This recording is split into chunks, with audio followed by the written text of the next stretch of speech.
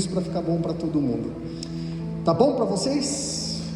Bom, não vim para falar de mim, eu vim para falar de Jesus, e é o que importa nessa noite.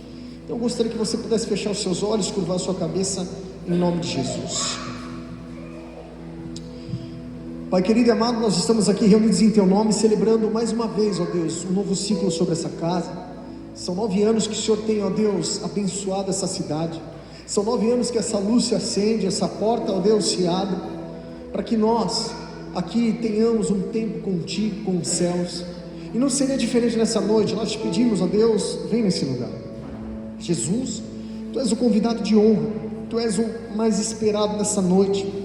Sem a Tua presença, isso aqui seria apenas uma reunião social, um encontro entre amigos, mas aonde o Senhor está, a liberdade, a transformação.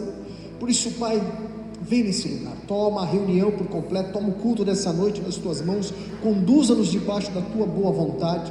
Senhor, nós declaramos a liberdade plena do Teu Espírito sobre as nossas vidas.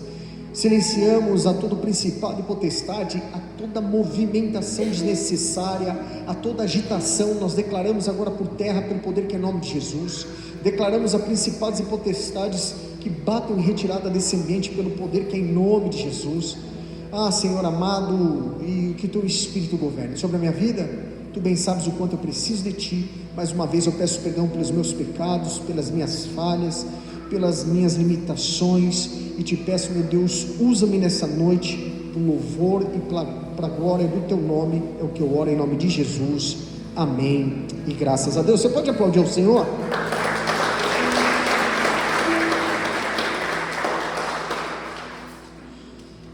Queridos, eu nasci dentro de um hotel. A minha vida sempre foi atrelada com turismo. Eu sempre gostei do turismo. Embora a gente vai amadurecendo, a gente vai crescendo, a vida vai nos conduzindo, para lugares que a gente menos imagina, porque a palavra de Deus fala que muitos são os planos dos homens, mas é o Senhor que conduz os seus passos. E um belo dia me deparei em 2010 com um novo do Senhor. Ali eu estava fazendo turismo num lugar que tem a ver com a minha essência, com a minha história. Eu sou filho de uma nordestina com um judeu, e de repente agora eu estava trabalhando em Israel.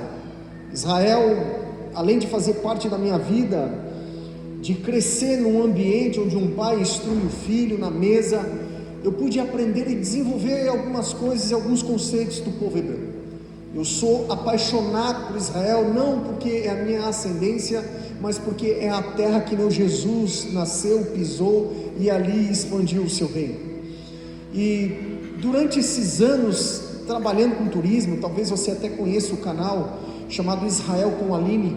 Eu acompanho caravanas, eu acompanho grupos que ali pisam na Terra Santa para conhecer, para desvendar os segredos daquela terra abençoada.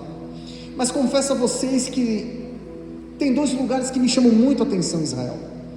O primeiro deles certamente é Jerusalém. Jerusalém, a cidade santa, é algo indescritível. Só quem pisou em Jerusalém, e eu creio que a maioria daqui, se não todos, pisarão nessa cidade abençoada. Jerusalém é algo que transforma, é algo que mexe, mas é algo que se revela.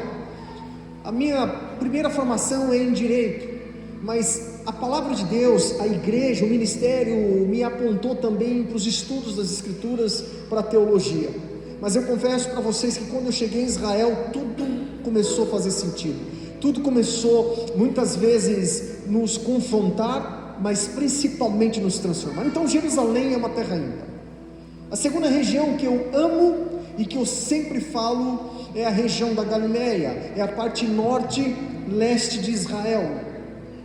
É uma região rica em água, rica em natureza, e que é palco dos maiores milagres e mais profundos milagres de Jesus. Nós falamos dessa região que é preservada. Ali essa região carrega consigo enigmas, mistérios e revelações poderosas. Nessa região eu fui profundamente tocado pelo Senhor, e se tem uma das tribos que eu amo a história de conhecer a essência, é a tribo de Gad, que está localizada nessa região. Por fim, um belo dia, dentre tantos diversos passeios que nós fazemos em Israel, por mais que seja o mesmo passeio, muda a caravana, mas o roteiro é muito semelhante. Então, por exemplo, em 2014 e 2013 eu andei cerca de 15 vezes no mesmo barquinho lá na Galileia. Imagina você 15 vezes no ano em Jerusalém. Tinha meses que eu chegava em casa, trocava a mala, passava 2 dias e voltava para Israel. Mas toda vez que eu pisava nessas duas regiões era algo diferente. E tem um passeio que me chama muita atenção, que é no barquinho de um camarada, de um pescador chamado João Batista. Ele é um cara que fala pouco português e é um judeu que é pescador, e que hoje o barco dele se transformou, na verdade, num barco de levar peregrinos, levar turistas para conhecer o Mar da Galileia. E eu quero falar sobre um pouco esse Mar da Galileia. Talvez a gente escute o nome mar e a nossa mente seja levada para o entendimento que se trata de águas salgadas, mas não são. É um mar de água doce. Nós estamos falando de uma grande represa no coração de Israel, que alimenta toda a parte de água potável. Durante muitos anos alimentou a parte de água potável de Israel como um todo. Lá nós temos uma fenda geológica chamada fenda africana, que corta o continente africano e asiático, e essa fenda tem centenas de milhares de quilômetros. E ali, nesse Mar da Galileia, nós temos um dos maiores, se eu não digo um dos maiores pontos de transformação da humanidade. Ali Jesus foi revelado, ali Jesus foi anunciado, e ali Jesus levou os seus discípulos a viver as mais profundas experiências da revelação dos céus na terra. Mas quando nós falamos de Yam Kinneret, ou do mar, do rio de Genezaré, do lago de Genezaré, nós podemos entender, Kinneret significa harpa. Olha que coisa linda. Kinneret é harpa. Yam Kinneret significa o rio da harpa. Então, na verdade, o Mar da Galileia ele tem um formato de uma harpa. E esse era o local que Davi passava as suas férias. Olha que interessante isso. E nesse local, nesse ambiente, nós temos uma narrativa bíblica bem interessante, que, se você puder abrir comigo, está localizada em uma das suas passagens do Evangelho de Lucas, no capítulo 8. A gente poderia ler em Marcos, ou poderia ler também em Mateus, mas eu gosto do Evangelho de Lucas porque ele é o mais cronológico de todos. Então vamos entender um pouco dessa história. Evangelho de Lucas, capítulo 8, verso de número 22. Olha o que diz a palavra. Eu leio na Nova Versão Internacional, ok? Certo dia, Jesus disse aos seus discípulos: vamos para o outro lado do lago. Vamos para o outro lado do lago. Eles entraram no barco e partiram. Enquanto navegavam, ele adormeceu. Então abateu-se sobre o lago um forte vendaval, de modo que o barco estava sendo inundado, e eles corriam um enorme ou um grande perigo. Eu vou só pausar um pouco aqui e abrir um recorte no tempo. Talvez a ilustração bíblica seja um pouco incisiva, você pensa, mas quando você navega por essas águas no inverno, mais ou menos em dezembro, queridos, nós estamos falando de uma fenda geológica. O volume que nós temos aqui de vento, quando sopra, ele canaliza por essa fenda geológica, e um vento aquecido se encontra agora com um lugar que está extremamente frio. Automaticamente a condição meteorológica muda. Então o Mar da Galileia, ou o Lago de Genezaré, ele começa a se agitar. As águas começam a se formar, a se agitar, e começam a formar grandes ondas. Só que muitas vezes nós temos a percepção errada. Nós estamos falando de ondas significativas. Eu não estou falando de Maverick ou de Nazaré em Portugal, claro. Eu estou falando de ondas de aproximadamente 2 metros de altura. E nós estamos falando da capacidade de embarcação de pequenos barcos. Não estamos falando de navios, nós não estamos falando de iates, nós estamos falando de 2000 anos atrás. Nós estamos falando de barcos que tinham a capacidade de acomodar até 20 pessoas, 25 pessoas e não mais que isso. Ou seja, barcos que não tinham motores. E a grande maioria desses barcos, eram por velas ou por remos. Não tinha outra forma. Então o que eu estou dizendo a vocês, que o vento soprado, com essa força agora meteorológica, ele tinha a capacidade de virar os barcos. Então os pescadores tinham que ter habilidade para navegar nesse lago. E esse lago, além de ser fonte de sustento de pescaria, todos aqui que já passaram redes e tiveram a oportunidade de pescar embarcado, as grandes pescarias antigamente eram feitas da noite. E olha que interessante agora, Jesus ele chama os seus discípulos e ele fala: vocês precisam ir, nós vamos para o outro lado. E quando eles entram nesse barco, no meio do lago, começa o vento a bater, as ondas começam a se levantar. Eu já tive situações de extrema calmaria no verão em Israel, na Galileia, mas já tive também diversas estações onde eu peguei neve em Jerusalém e vendaval no Mar da Galileia.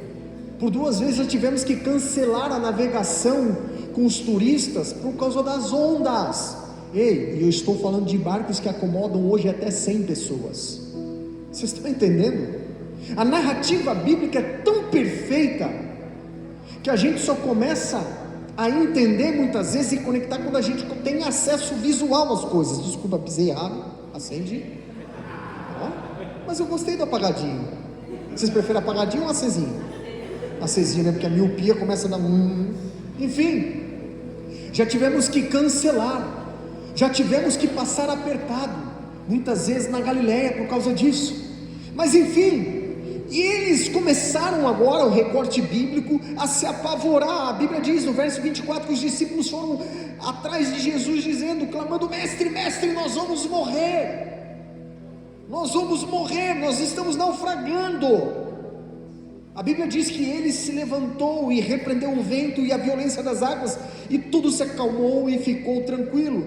E o verso 25, ele traz agora uma reflexão aos seus discípulos, dizendo: onde está a sua fé? Perguntou a ele aos seus discípulos, amedrontados e admirados. E eles perguntavam uns aos outros, os discípulos começavam a olhar uns aos outros, questionavam uns aos outros, dizendo: quem é este que até os ventos e as águas dá ordem e eles lhe obedecem? Até aí. Gente, quem é esse que até os ventos e as águas obedecem? Então, como tema dessa ministração dessa noite, nós vamos falar de algo espiritual. Então eu gostaria que você virasse para o teu vizinho e falasse para ele assim: do outro lado. A vida cristã é uma jornada. Queridos, a vida cristã não é um convite para uma estagnação. Você não vai encontrar em momento nenhum da palavra de Deus, você vai encontrar o Espírito Santo inerte ou parado. Desde Gênesis a Apocalipse você vai ver o Espírito de Deus se movimentando. No livro do Gênesis, capítulo 1, a palavra diz o quê? Em princípio criou Deus os céus e a terra. A terra era sem forma e vazia, mas o Espírito de Deus se movia. Então a vida com Deus é uma constância de movimento.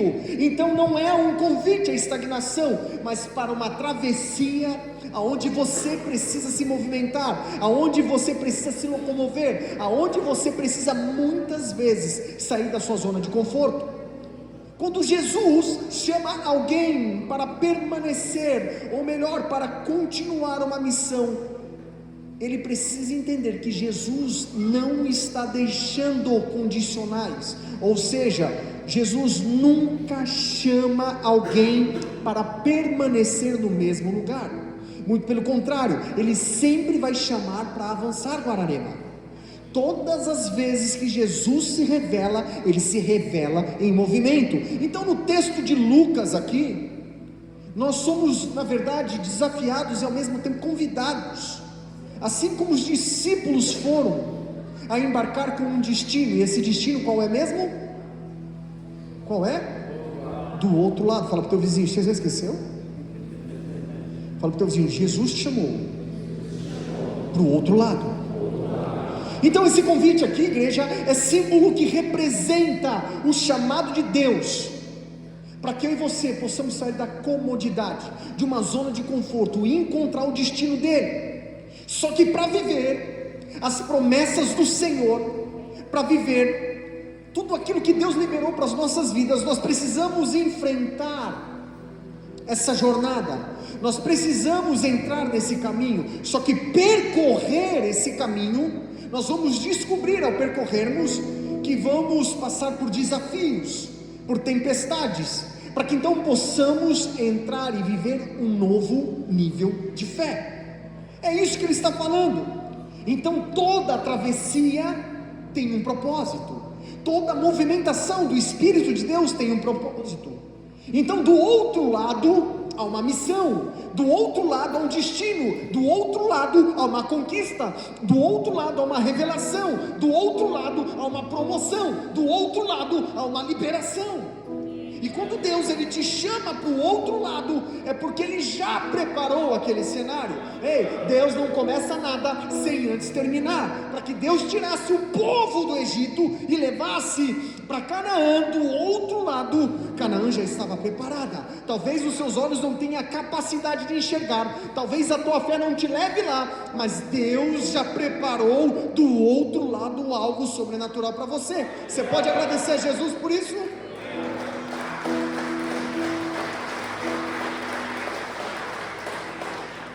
Porém, durante esse processo, durante essa travessia, é onde a nossa fé é provada, é onde nós somos desafiados a viver por fé. Só que ao chegarmos desse outro lado, com toda certeza nós veremos a manifestação da glória de Deus. E é nesse local, assim como Jesus e cada um de nós tem um destino apontado, agora a decisão é se nós vamos enfrentar ou não essa jornada. E eu começo nessa noite fazendo a pergunta: vocês estão dispostos a atravessar, a ir para o outro lado? Fala para o teu vizinho, então é do outro lado. Eu não sei com quem Jesus vai falar nessa noite, mas a resposta está do outro lado. Então o que eu vim falar para vocês, Bola de Neve Guararema, é que é do outro lado. É do outro lado. Todas as vezes, em primeiro ponto que eu começo a pregar agora, presta atenção agora. O primeiro conselho que eu quero dar para vocês, durante toda essa jornada, durante todas as estações que nós vamos romper, é que todas as vezes que você, que eu, que nós nos posicionamos em fé, Deus sempre nos chama para um lugar. Todas as vezes que nós demos ao Senhor o aceite e nos tornamos discípulos do Senhor, Ele nos chama para algum lugar. Ou seja, se você é um discípulo, você nunca estará estagnado. É uma constância, é uma jornada, é uma missão. Então Jesus sempre vai te levar a algum lugar. Capítulo 8 do verso 22 diz assim: certo dia Jesus disse aos seus discípulos: vamos para o outro lado. A vida com Jesus é uma constante, a vida com Jesus é um cotidiano, a vida com o Senhor é uma estrada que nós precisamos prosseguir. Ou seja, o chamado de Jesus nunca foi e nunca será para que você fique estagnado ou parado, mas para que você se movimente com o destino que Ele apontou. Nós precisamos entender que do outro lado é símbolo, é a tipificação, é a revelação daquilo que é novo, daquilo que é o desconhecido, mas também daquilo que carrega a promessa. O que eu estou te dizendo, por mais que seja desconhecido do outro lado, a promessa está lá. A fé, queridos, quando ela é genuína, quando a fé é verdadeira, ela não é passiva, muito pelo contrário, ela é desafiadora, ela se move em convergência à direção que Deus tem para aquilo que Ele preparou para nós. A Bíblia fala sobre isso, que os pensamentos do Senhor são mais altos, que os caminhos do Senhor são mais elevados. A palavra fala constantemente que nem olhos viram, nem ouvidos ouviram e nem sequer subiu ao coração do homem aquilo que Ele já preparou. Então, por mais que seja desconhecido, por mais que seja estranho, por mais que seja fora do padrão, o que Deus preparou é infinitamente mais e melhor do que o nosso coração tem a capacidade de enxergar. Pastor, o que está falando? Eu estou falando que diante de um cenário adverso, pescadores experientes se deparam com esse chamado dizendo: olha, existe um destino, tem um lugar. E qual é o outro lado que Deus está te chamando, que Deus está te mostrando? Talvez seja uma nova fase no teu ministério, talvez seja uma decisão de fé, talvez seja um passo de obediência, talvez seja uma situação que você precisa tomar agora, uma decisão. Mas se Jesus está apontando a direção, é do outro lado. Você precisa se mover, você precisa entrar nesse navio apostólico, você precisa caminhar por fé. Do outro lado é o local que Jesus está mostrando, Ele está apontando, Ele está dando a direção, Ele está revelando o local. Então você precisa ir do outro lado. Então esse é o primeiro conselho que eu trago a vocês, Bola de Neve Guararema. Só que nessa jornada nós entramos agora num segundo ponto. Além de exigir obediência, você precisa compreender se você tem uma palavra de Jesus, se você tem uma palavra de Deus, você tem que estar preparado para viver as tempestades. O que você está dizendo, pastor? Quem tem uma palavra suporta o processo, porque a sua fé não está embasada nos seus pensamentos, nos seus sofismas, nos seus achismos, mas a sua fé está embasada na palavra de Deus. A palavra no verso 23 diz: abateu-se sobre o lago um forte vendaval. O que eu estou te dizendo, se você tem um chamado de Deus, meu querido, presta atenção que eu vou te falar. Não vai ser melzinho na chupeta, muito pelo contrário, tempestades virão, e você precisa se preparar para isso. Por quê, pastor? Porque Jesus no barco não é sinônimo de ausência de guerra. Jesus no barco não quer dizer que a sua vida sempre vai dar certo e vai estar tudo legal e tudo bacana, muito pelo contrário. Jesus no barco está dizendo que mesmo em tempos, nas maiores tempestades, nos momentos mais tempestuosos da nossa vida, Ele estará presente e nós encontraremos paz nele, porque Ele é Deus Emanuel. Ele nunca te prometeu dinheiro, sucesso ou fama. O que Ele prometeu que estaria contigo até a consumação dos séculos. Ou seja, com Cristo, até mesmo em tempos de guerra, nós vivemos paz. É uma paz que excede todo entendimento. É uma paz que transborda. Por mais que o barco esteja próximo do naufrágio, por mais difícil que seja, por mais tempestuoso que esteja o momento da sua vida, Ele prometeu paz, e Ele estará lá. Ele não é homem para mentir, nem filho de homem para voltar atrás. Ele vai estar ao seu lado, te dando toda a cobertura. Uma palavra, presta atenção, uma palavra, uma liberação, uma promessa não significa ausência de luta, significa garantia, certeza de um destino. É lá que você precisa estar. Ei, igreja, nós precisamos parar muitas vezes de romantizar. O evangelho não é romântico, o evangelho é verdadeiro, e nós precisamos encarar a verdade. Só que a tempestade muitas vezes assusta, a tempestade incomoda, a tempestade gera medo, e a sensação que dá muitas vezes é que nós estamos à deriva. Mas a tempestade, eu preciso falar algo importante para vocês: a tempestade não é sinal de abandono, muito pelo contrário, a tempestade é sinal de movimento. Presta atenção. E ela começa a agitar, sabe por quê? Porque quem está parado, quem está estagnado, nunca enfrentará ventos contrários. Mas quando você se move, você gera essa energia, você gera esse avançar de Deus, e os ventos começam a bater no seu rosto, e quanto mais você acelera, mais vento e mais instabilidade. Então começa a se movimentar. O inimigo não vai lutar contra uma embarcação parada, atracada. O inimigo não vai lutar com quem agora está estagnado na sua fé. Para o inferno não é importante que você saia da igreja e vá para a esbórnia.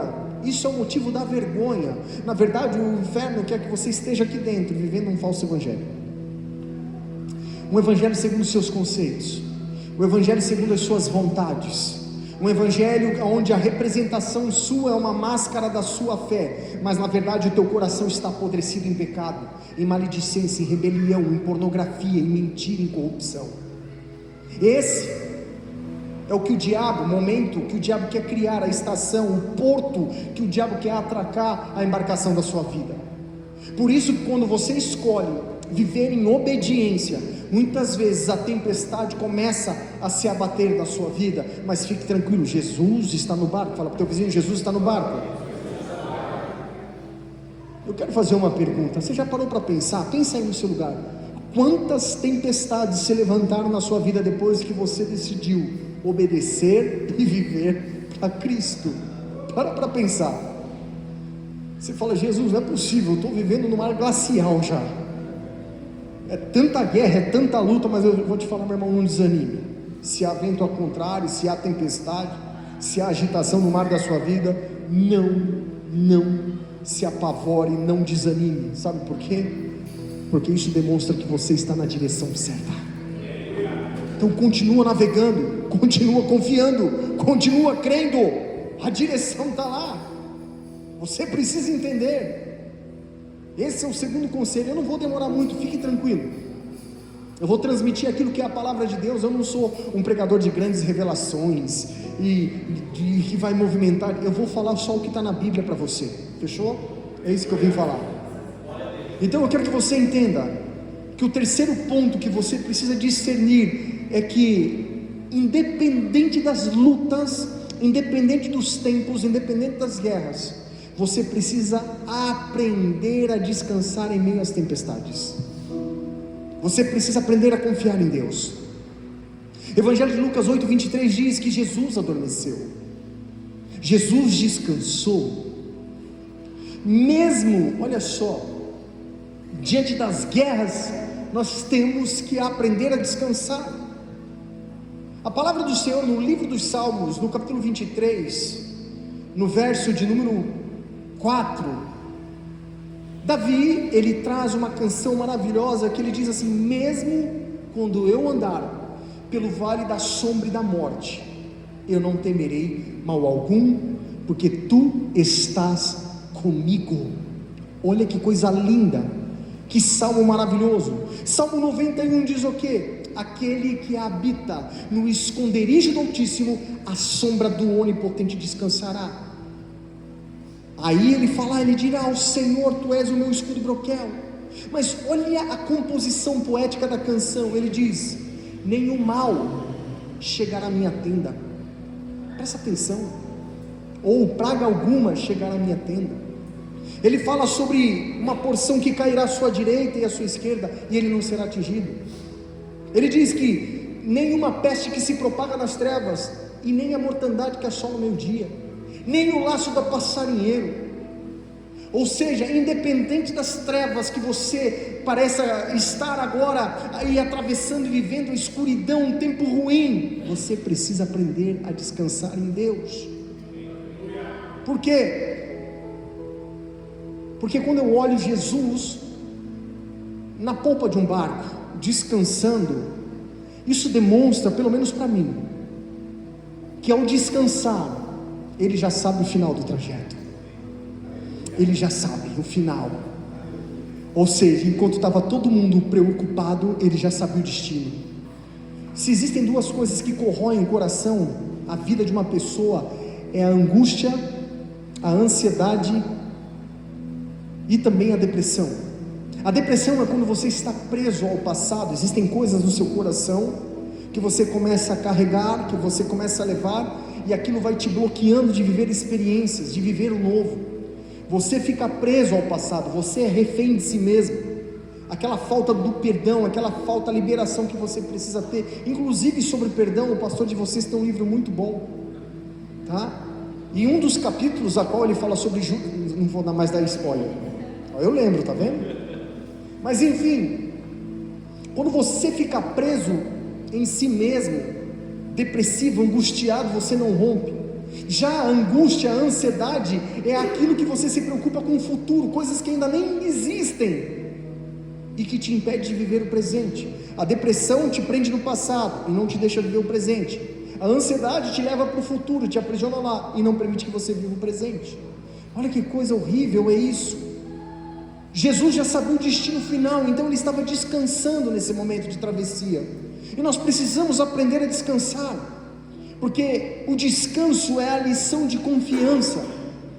Deus é tão maravilhoso que ele criou o mundo em 6 dias e no 7º ele descansou. Então descansar não tem nada a ver com você ser procrastinador ou você ser, entre aspas, no bom sentido, vagabundo, não querer trabalhar. Descansar é saber aproveitar e usufruir. Descanso é um princípio. Você precisa aprender a descansar, porque, presta atenção, a lição de Cristo aqui é sobre confiança. Quando você descansa, quando você confia, você não se abala, você não se desespera.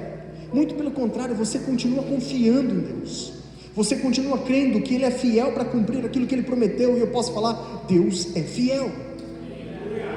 Pastor, mas eu estou com medo. Ei, medo não quer dizer que você não tenha fé. Fé não tem nada a ver com ausência de medo, tá? Fé é outra coisa. O que eu estou falando é para você aprender a confiar em Deus mesmo em meio ao medo. Você acha que Pedro, numa outra embarcação, num outro momento, quando ele recebe a palavra de Deus para colocar o pé sobre as águas, ele não estava com o seu coração meio estranho, com medo? Mas ele tinha fé na palavra de Deus. Então, mesmo com medo, se você tem fé na palavra de Deus, continue andando, continue remando, continue percorrendo o caminho. Não retroceda. E eu pergunto nessa noite, por que o teu coração está angustiado? Por que o teu coração está angustiado? Salmo 42, verso de número 5, Davi diz assim: por que você está tão triste assim, ó minha alma? Por que está assim tão perturbada dentro de mim? Ponha a sua esperança em Deus, pois eu ainda o louvarei, e Ele é o meu Salvador, e Ele é o meu Deus. É o que Davi está dizendo, que muitas vezes nós precisamos determinar sobre os nossos sentimentos, muitas vezes nós precisamos escolher, decidir e definir sobre aquilo que nós pensamos. Nós precisamos ter postura para mudar aquilo que hoje a psicologia coloca como formato de mudar hábito, mudança de pensamento, mudança de atitude. Jesus já falava aos seus discípulos, e a palavra já falava aos seus, dizendo, Davi está dizendo, por que minha alma está batida? Por que eu estou tão angustiado? Para agora, alma, você tem que voltar para o lugar que você precisa estar, confiando em Deus e continuando. Ou seja, existem coisas que só você tem que definir em si mesmo. Então comece a redefinir os seus pensamentos, comece a redefinir a forma que você encara e vê as coisas, para que então o ambiente comece a mudar em seu entorno. Hoje eu gosto muito de comer ali em Campinas, num bairro um pouco distante do centro, chamado Barão Geraldo. É um bairro dos playboys, onde mora o Rodrigo lá, os playboyzinhos. Mas enfim, tem uma feira que é muito alternativa, gente. Parece que você está em Ubatuba. Só falta a molecada acender um baseado e sair fumando no meio da rua. Mas é muito alternativa, mas é muito gostoso, porque você vê muita família, e você não vê bagunça, você não vê essa porcariada. E tem comida muito boa, e eu gosto de almoçar ali muitas vezes ao sábado. Hoje eu fui almoçar com a minha esposa. Tem ali um italiano que faz um risoto maravilhoso de palmito com molho pesto, essas coisas. Só que me indicaram de comer um baião de 2. Hoje eu fui lá comer um baião de 2. E aí eu estou andando pela feira e encontro um amigo das antigas. Olha que coisa louca isso. Um amigo das antigas que o Almari conhece muito bem. E aí ele, tudo bem, como que você está? Eu falei para um outro amigo que é da sede, que você está aqui em Campinas. Eu falei, que legal. E aí, como que você está? Tudo bem. Ele falou, aí de repente o cara virou o barco. Começou a reclamar, não, porque aqui é não sei o quê. Meu irmão, dos 20 minutos que eu passei conversando com ele, 19 foi só vendo problema, só reclamando, só reclamava. Aí você começa a observar a vida do cidadão, como que está, um caos. Por quê? Porque se coloca nesse caos, porque não entendeu que existem coisas em nossas vidas que nós precisamos determinar. Existem situações que, se a gente não tomar partido, para de ficar orando a Deus e pedindo a Deus para que mude em você, porque não é da parte de Deus, é parte da sua alma. Você que precisa mudar, você que tem que transformar a sua mente, você que tem que reprogramar os seus pensamentos. Então muitas vezes nós perdemos oportunidades por causa do medo, porque nós nos colocamos em situações ruins. Então muda isso. Pastor, eu estou cansado. Aprenda a descansar.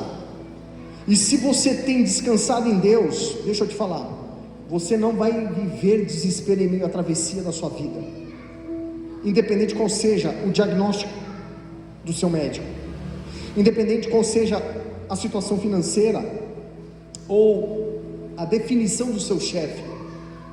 Você aprendeu a descansar em meio às guerras e tempestades. Você alcançou maturidade e sabedoria plena. Por quê? Porque você tem Jesus, Ele está no barco. Mas a tua vida está... Mas Jesus está no barco. Mas, ei, fica tranquilo que no momento certo, na hora certa, Ele vai se levantar na história da tua vida. Vai até a proa do barco, vai se levantar, vai dizer: vento, aquieta-te, água, mar, acalma-te. E você vai começar a viver bonança, meu irmão.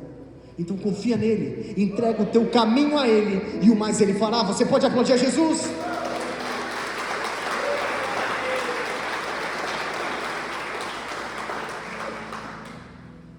Para terminar nessa noite, quando eu escuto... Você está pagando bem o povo aqui, né?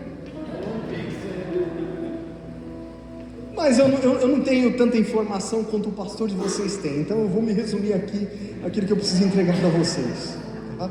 O que partir disso vem da carne. Mas enfim, um quarto ponto é uma observação pessoal que eu quero que você abra o teu coração. Quando Jesus, Ele reuniu os seus discípulos, Ele falou: nós vamos para o outro. O que significa o outro lado? Um novo destino, correto? Sim ou não? Quando você entra no seu carro e você vai para São Paulo, você pega um GPS e você digita o que lá?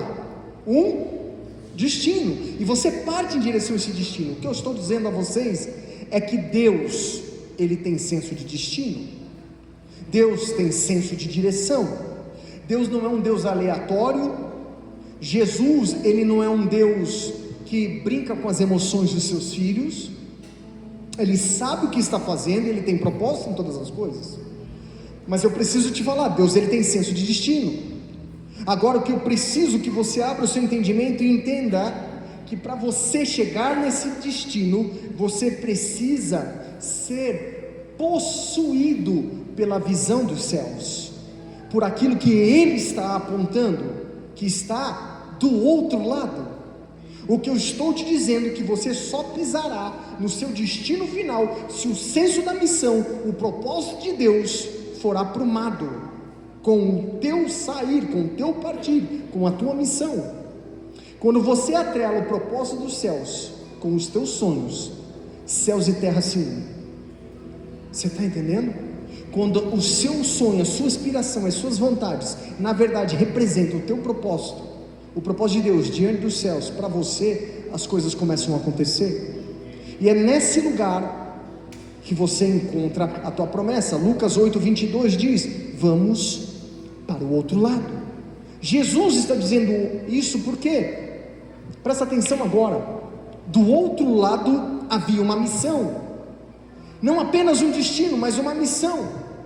A libertação de um homem da região de Genezaré, de Gadara. Nós estamos falando de um gadareno.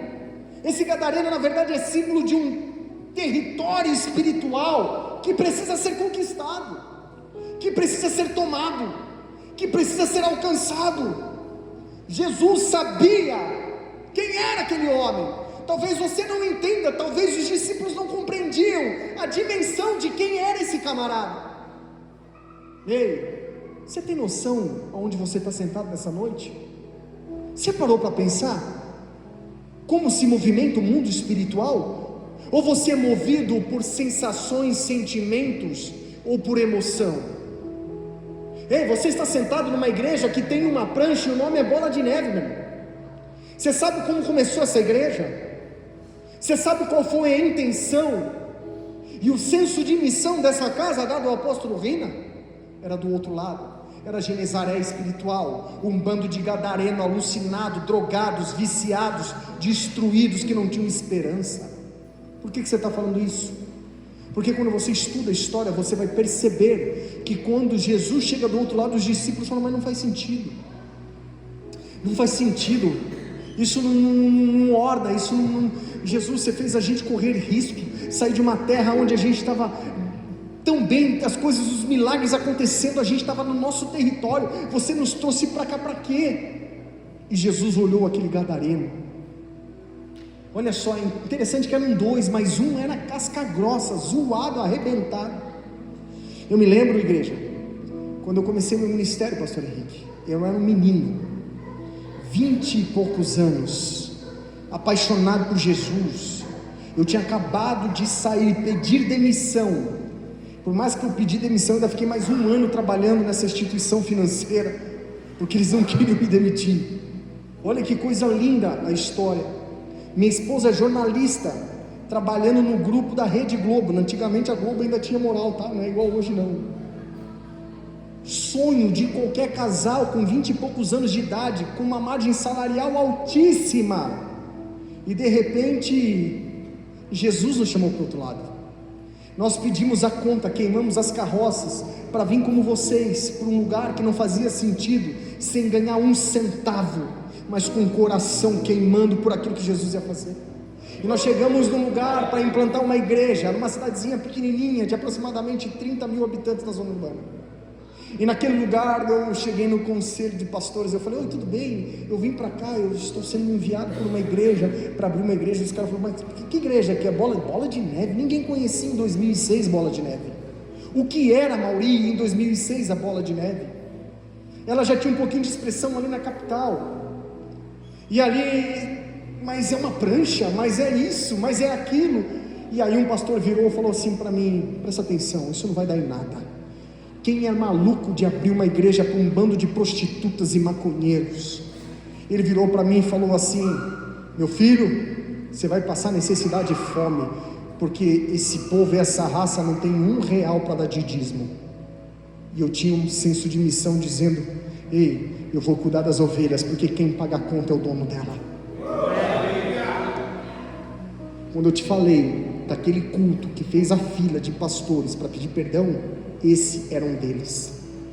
E aquilo que não tinha sentido, maconheiros arrebentados, totalmente destruídos, que não faziam sentido, meninos, porque os homens não acreditavam, eram meninos de 12, 13, 14 anos, e começou uma movimentação, as coisas começaram a acontecer.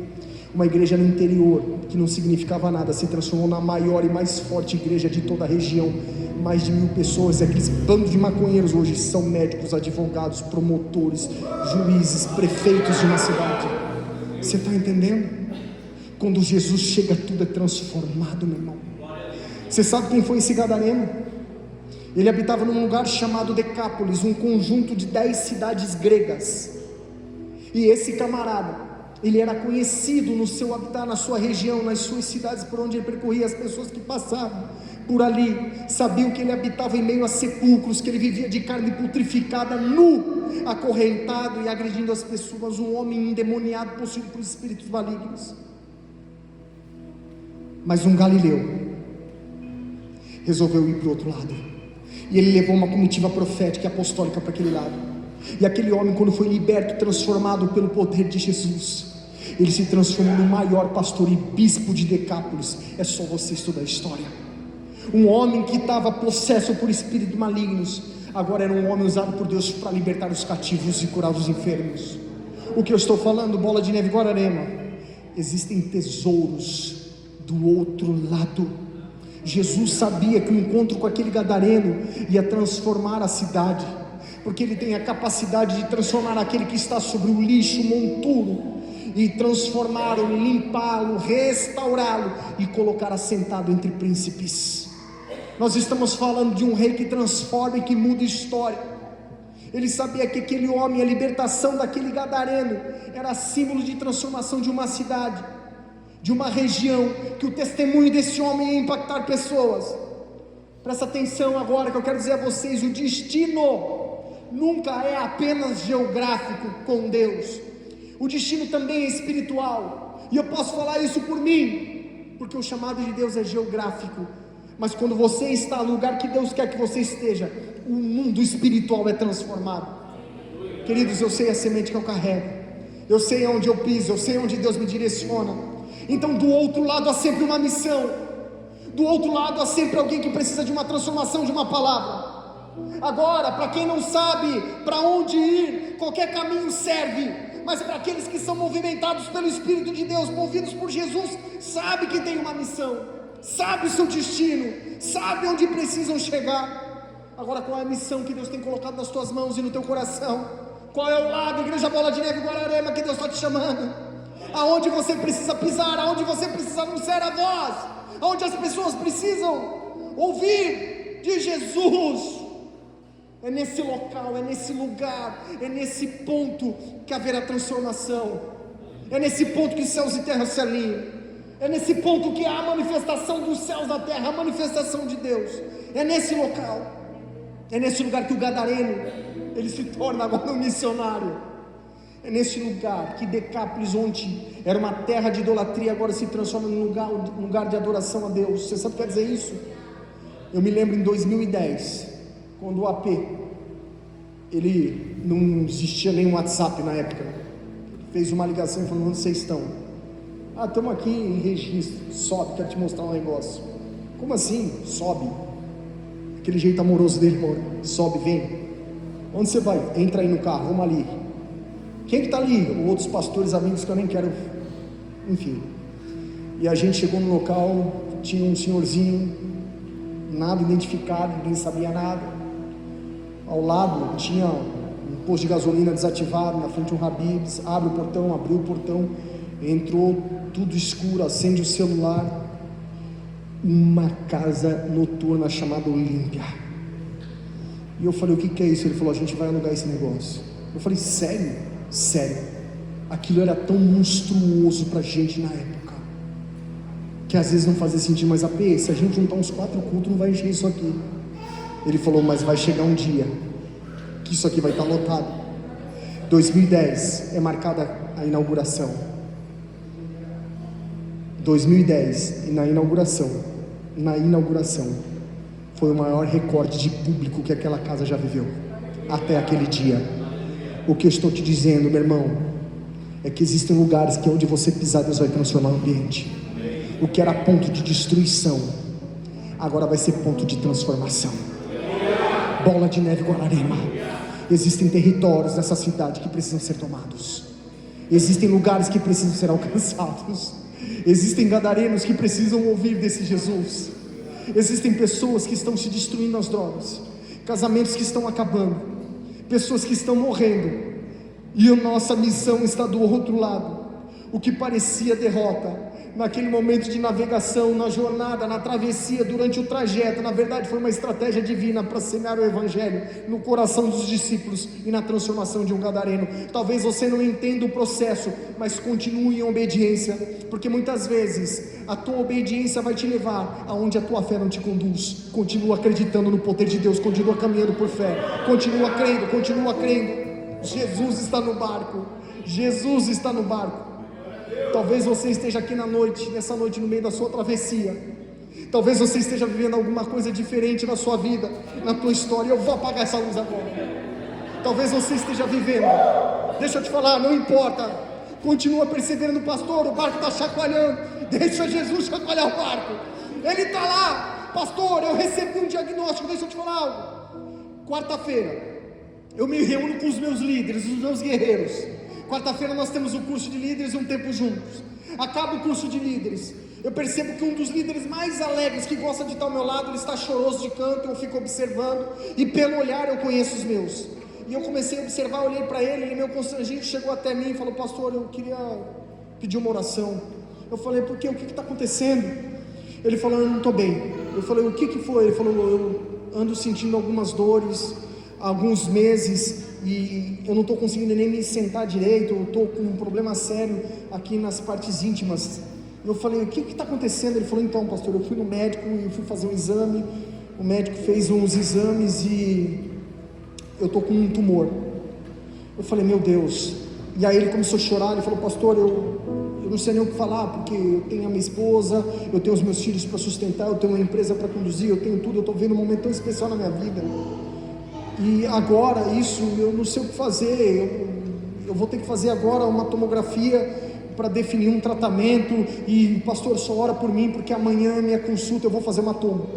Eu falei, quando é sua consulta? É amanhã. Eu falei, então nós vamos orar. E numa quarta-feira, igreja de porta fechada, uma reunião de líderes, há mais ou menos uns 20 dias, será 30 dias isso, nós oramos, e nós começamos a clamar ao Senhor. Eu falei, o que você hoje entende que é o Evangelho? Ele falou, tudo na minha vida, eu vivo para Ele, pastor, se for preciso eu queimo tudo, para viver por Ele. Eu falei, você crê que Jesus pode te curar? Falei, Jesus acendeu a luz, você viu que profético? Ele falou, eu creio, é Ele. Eu falei, você crê? Ele olhou de novo para mim, com o olho cheio de água, e falou, eu creio. Aí eu falei, eu vou provocar a fé desse camarada, como Jesus provocou a de Pedro. Eu falei, você crê? Ele murchou em mim, e falou, pastor, eu creio de todo o meu espírito, do meu coração. Eu falei, então nós vamos orar. Nós começamos a orar. Nós somos breves, simples. Eu falei, Jesus, Tu és o mesmo ontem, Tu és o mesmo hoje e eternamente. Independente do que ele esteja vivendo, nós cremos no Teu poder. E Tu és o Deus que levou tudo naquela cruz. Cura meu irmão. Ali nós nos abraçamos e ele foi para casa. No outro dia de manhã ele precisou fazer uma tomografia com contraste. No outro dia, chegando na tomografia, ele já não sentia mais dor. Ele falou, alguma coisa está mudando dentro de mim. Saiu o resultado da tomografia.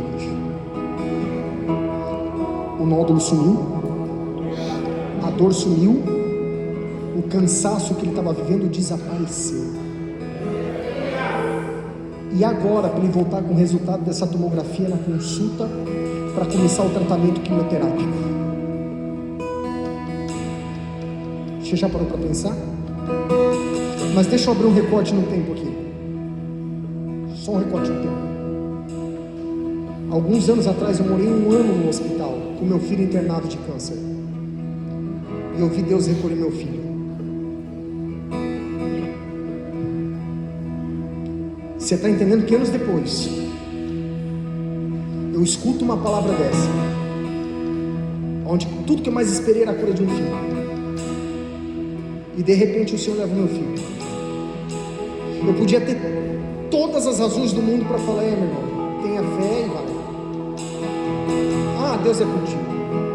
Apenas massagear a alma daquele rapaz e falar, confia em Deus e vai. Ei, mesmo no meio da minha tempestade,